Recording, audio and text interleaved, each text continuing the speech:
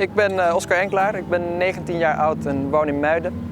En op zonnige zondagen rijd ik in deze Fiat 600 Multipla. Italiaanse auto en de eerste MPV ooit gemaakt. Dus de voorloper van alle ruimteauto's zoals we die nu kennen. Mijn vader heeft deze auto ongeveer 15 jaar geleden aangeschaft. En sinds mijn vader ruim 2 jaar geleden is overleden, rijd ik erin en probeer ik hem mooi te houden. Ja, toen de auto 's avonds laat gebracht werd, 15 jaar geleden, toen lag ik al lang op bed. Maar ik mocht van mijn ouders uit bed komen om de auto te bewonderen. En toen mocht ik in de tuin werd die afgeleverd. En kon ik er de eerste glimp van opvangen in het donker. Dat vergeet ik ook niet meer. Dat is een mooi moment.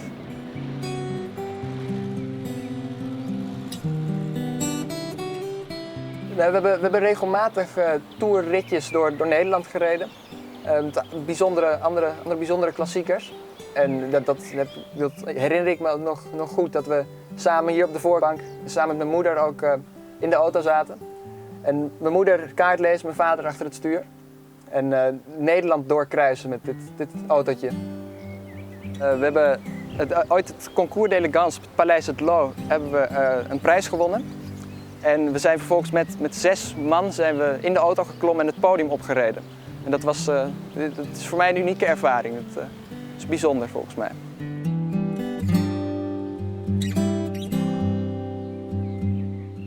Een auto zoals deze Multipla uit 1963 is natuurlijk heel anders dan de auto's waarmee ik ben opgegroeid. Die zijn allemaal veel moderner, hebben airbags, elektronische veiligheidssystemen. Deze auto heeft totaal geen voorkant, geen kreukelzone. En wat ik heel bijzonder vond toen ik 5 was en hier voor het eerst in zat, dat ik geen gordel om hoefde te doen. En dat is omdat het bij de introductie van deze auto niet verplicht was, is dat nog steeds niet verplicht. En zit dat er dus ook nog steeds niet in. De auto is natuurlijk oud en de verlichting is niet zoals als de moderne auto's. Dus je zicht is slecht en je wordt slecht gezien door andere auto's. En dat is voor mijn moeder nog wel een probleem om in het donker te rijden. En voor de veiligheid probeer ik dat ook zo min mogelijk te doen. Ja. Zoveel mogelijk gewoon overdag te rijden. En gelukkig is het in de zomer laat donker, dus kunnen we nog even door.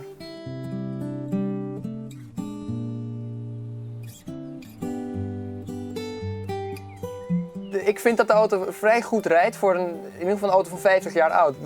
Het gaat natuurlijk allemaal wat trager en wat zwaarder dan bij de moderne auto's. Maar de topsnelheid schommelt ergens tussen de 80 en de 90 km per uur. De echte topsnelheid heb ik nooit uit durven proberen. En het schakelen, je hebt maar 4 versnellingen. Het gaat gewoon allemaal wat minder soepel. En dat merk je wel in alles, in sturen, in schakelen. En in remmen vooral. Je remweg is echt een stuk langer. Je moet ver vooruit kijken om op tijd af te kunnen remmen voor een verkeerslicht bijvoorbeeld. Het is vrij bijzonder dat er in zo'n klein autootje toch 6 personen passen. Het is eigenlijk gewoon een voorloper van de MPV zoals we die nu kennen, de ruimteauto's. Hij werd veel als taxi gebruikt in Italië, in steden zoals Rome, vanwege de grote ruimte voor passagiers en ook bagage. Je merkt het wel een beetje in het rijgedrag. Je merkt dat het een vrij logge auto is. En je kan niet hard door de bochten, daar moet je echt rekening mee houden.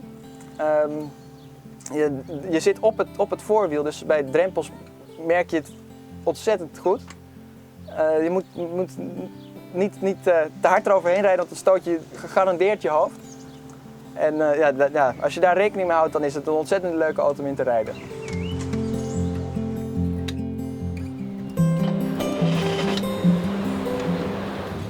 Wat ik ook echt leuk vind als ik met deze auto rijd, dat mensen stoppen met wat ze aan het doen zijn. Ze stoppen met fietsen, ze stoppen met grasmaaien, alleen maar om de auto na te kijken.